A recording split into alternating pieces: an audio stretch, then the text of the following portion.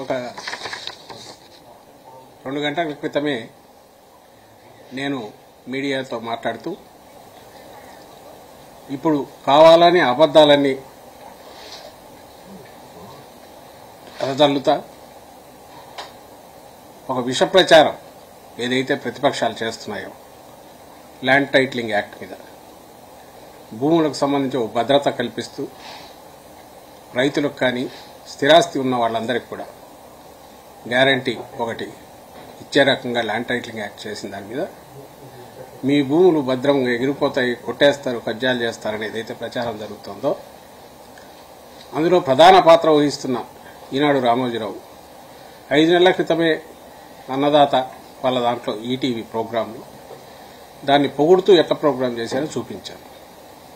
అంటే ఆ ముఠాలో ఒక ప్రధాన పాత్ర దర్శకుడు అయిన రామోజీరావు ఎట్లా ప్లేటు మార్చాడు ఈ 5 నెలల్లో కేవలం జనాన్ని మోసం చేయడానికి, జగన్మోహన్ రెడ్డి గారి మీద ఆయన మీద దాడి చేయడానికి ఏం దొరక్క, ఇన్ అడిషన్ టు రాళ్లు ఇవి కాక వేరే వివిధ దొరక్క ల్యాండ్ టైటిలింగ్ యాక్ట్ అనే ఒక పవిత్రమైన, ఒక సాహసోపేతమైన, విప్లవాత్మకమైన ఒక కార్యక్రమాన్ని, ఒక యాక్ట్ తీసుకొస్తే దాని మీద బురద జల్లి ప్రజలను భయభ్రాంతులు చేసే దాంట్లో ఎట్లా చేస్తున్నారు తమ స్వార్థం కోసం అధికారం లేక అడ్డదారిలో రావడానికని చూపించారు. ఇలా వచ్చేసరికి ఇంకోటి మరింత మంచి ఆధారం దొరికింది. ఇది ఒక్కసారి చూశాక నేను దీని గురించి కామెంట్ చేస్తాను. ఇది 2019 జూలై 29న అసెంబ్లీలో ఈ బిల్లు పెట్టినప్పుడు తెలుగుదేశం పార్టీ దీనికి మద్దతు ఇచ్చినప్పుడు అప్పుడు తెలుగుదేశం పార్టీ తరఫున శాసనసభ్యుడు పయ్యావుల కేశవ్ గారు దీని మీద మాట్లాడుతూ బిల్లును ప్రశంసిస్తూ దానికి పూర్తి మద్దతు ఇస్తున్నామని చెప్పిన ఉపన్యాసం పార్ట్ దయచేసి మీరే చూడండి, ఆలకించండి. ప్లీజ్. అధ్యక్ష, బిల్లు తప్పకుండా ఒక పాజిటివ్ డైరెక్షన్ లో వెళ్ళినటువంటి బిల్లు అధ్యక్ష. తప్పకుండా ఈ బిల్లును మేము ఆమోదిస్తున్నాం. అయితే మంత్రి గారు చెప్పినట్టు వారు లక్ష్యాన్ని చాలా స్పష్టంగా చెప్పారు అధ్యక్ష. ఇవాళ భూమి కొనాలంటే భయపడేటువంటి పరిస్థితులు ఉన్నాయి. అది నిజమైనటువంటి టైటిల్, డిస్ప్యూటెడ్ టైటిల్ అనేటువంటిది. ఈ పరిస్థితుల్లో ఈ బిల్లు రావాల్సినటువంటి అవసరం ఉందనేటువంటిది భారతదేశ ప్రభుత్వం కూడా గుర్తించింది అధ్యక్ష.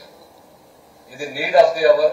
ల్యాండ్ టైటిల్ క్లియర్ గా పెట్టకపోతే ప్రాబ్లం అవుతుంది అనేటువంటి ఉద్దేశంతో భారత ప్రభుత్వం కూడా నేషనల్ ల్యాండ్ రికార్డ్స్ మోడర్నైజేషన్ అనేటువంటి స్కీమ్ ని ప్రారంభించి అన్ని రాష్ట్రాలని కూడా దీన్ని ఇంప్లిమెంట్ చేయమని చెప్పి కోరడం జరిగింది అధ్యక్ష. కర్ణాటకలో భూమి పేరుతో ఈ ప్రాజెక్ట్ ఇప్పుడు ఇంప్లిమెంటేషన్ లో ఉంది అధ్యక్ష. మంత్రి గారు మాట్లాడుతూ ఇట్లాంటిది ఎక్కడైనా ఉందా లేదా ఇట్లాంటి ప్రాజెక్ట్ అనేటువంటి చెప్పారు అధ్యక్ష. ఇది మన దేశానికి కొత్త కావచ్చు కానీ ఇది 1858వ సంవత్సరంలోనే ఆస్ట్రేలియాలో ఉంది అధ్యక్ష. ఇది కారన్ సిస్టమ్ ఆఫ్ ల్యాండ్ టైటిలింగ్ అనేటువంటి విధానం ఏదైతే ఉందో, అంటే wear state guarantees the title, ఇది దాదాపు 150 సంవత్సరాల క్రితమే ఆస్ట్రేలియాలో ఉంది. దాని తర్వాత చాలా దేశాలు దీన్ని ఇంప్లిమెంట్ చేశాయి. మన దేశంలో కూడా రాజస్థాన్ లో 2016లో ల్యాండ్ టైటిల్ యాక్ట్, ఇదే యాక్ట్ దాదాపు సిమిలర్ గా ఉన్నటువంటి యాక్ట్ ని రాజస్థాన్ కూడా పాస్ చేసింది అధ్యక్ష. ప్రాక్టికల్ గా ఇంప్లిమెంటేషన్ లేక ఇంకా వాళ్ళు కూడా పోయినట్టుగా కనపడడం లేదు అధ్యక్ష. ఆశయాలు మాత్రం చాలా గొప్ప ఆశయాలు అధ్యక్ష.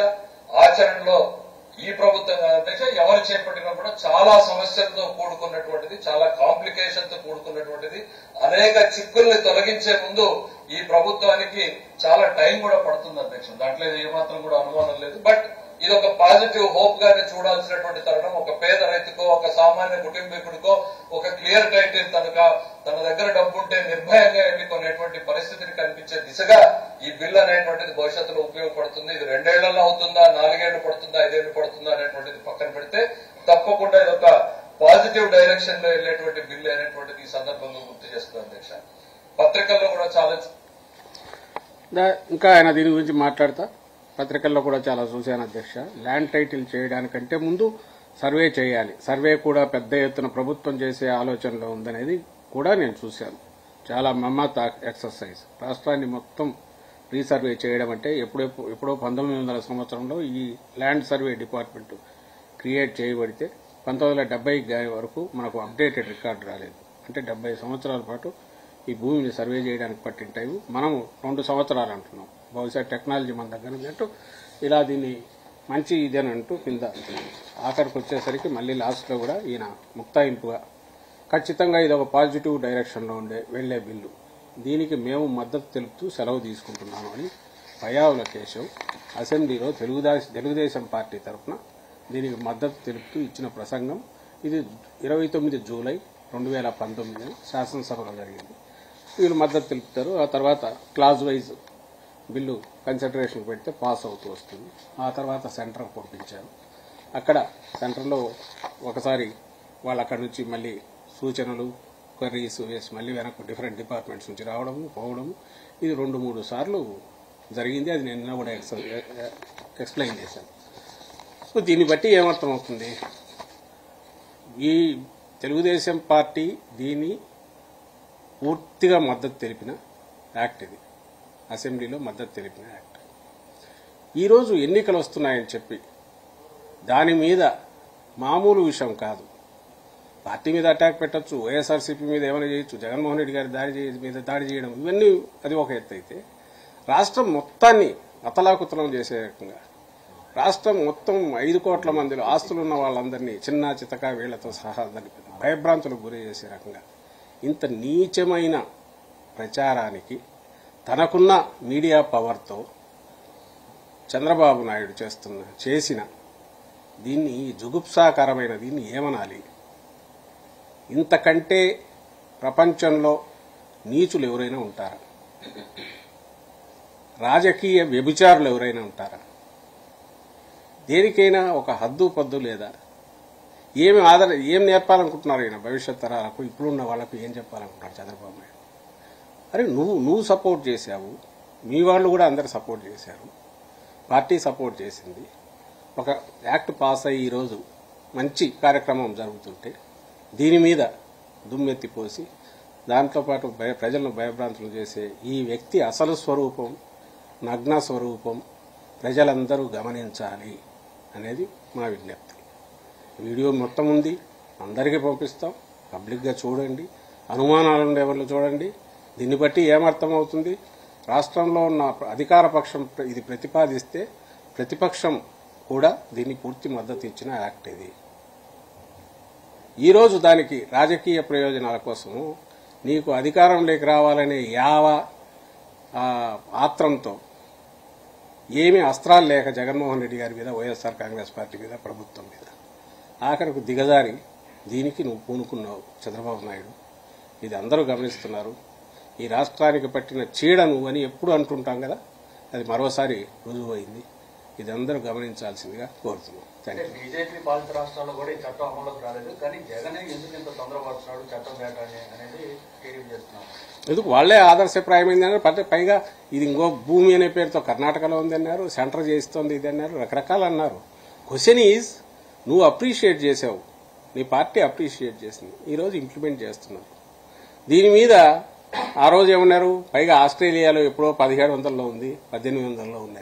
మేము అదే అనేది, ప్రపంచం అంతా ఉంది. ఇది ల్యాండ్ టైటిల్ అనేది ఒక క్లియర్గా ఉండడం అనేది ఎంత అవసరము, ఇంత మోడర్న్ ఏజ్కి కూడా ఇది చేయలేకపోవడం కరెక్ట్ కాదు అనే ఉద్దేశంతో ఒక ఆదర్శప్రాయమైన నిర్ణయం జగన్మోహన్ రెడ్డి గారు తీసుకుంటే దాని మీద ఈరోజు అడ్డగోలుగా ఆరోపణలు చేయడంతో పాటు ఈ రకరకాల దీన్ని తీసుకురావడం అనేది దారుణము. మరి కూడా ఇది క్వశ్చన్ చేయదగ్గది. రెండవ విషయం, నువ్వే బిల్లుకు మద్దతు ఇచ్చావు యాక్ట్ చేయడానికి, యాక్ట్ చేయడంలో నీ రోల్ ఉంది. ఇప్పుడు నేను రాగానే ఈ యాక్టు రద్దు చేస్తానంటున్నావు, మేనిఫెస్టోలో పెట్టావు. మరి దీనికి సంజాయిషి ఇవ్వాలి. ఈ చట్టం ల్యాండ్ టైటిలింగ్ చట్టం రద్దు చేస్తానని తెలుగుదేశం పార్టీ మేనిఫెస్టోలో ఆ రోజు చట్టం కావడానికి మద్దతు ఇచ్చిన తెలుగుదేశం పార్టీ చంద్రబాబు నాయుడు ఈరోజు రద్దు చేస్తాననేది దీని అర్థమేమి? ఆయన బోన్లో నిలబడి సంజాయిషి ఇవ్వాలి. ఇది ప్రజా కోర్టు, ఎన్నికలు వారం రోజుల్లో జరుగుతాయి, 10 రోజుల్లో జరగబోతున్నాయి, వారం రోజుల్లో రాబోతున్నాయి. కాబట్టి ఆయన ఖచ్చితంగా దీనికి కూడా సంజాయిషి ఇవ్వాలి. ఆ రోజుకు ఈ రోజుకు తేడా అయింది. నువ్వు ఆ రోజు ఏ ఫామ్లో అయితే ఆమోదించావో, బిల్లును ఒప్పుకున్నావో, మద్దతు ఇచ్చావో, దాని తర్వాత మళ్ళీ ఫైన్ ట్యూన్ అయింది, పైకి సెంటర్కి వెళ్ళింది, వచ్చింది, అన్నీ అయిపోయి ప్రెసిడెన్షియల్ అసెంట్ కూడా అయిపోయింది.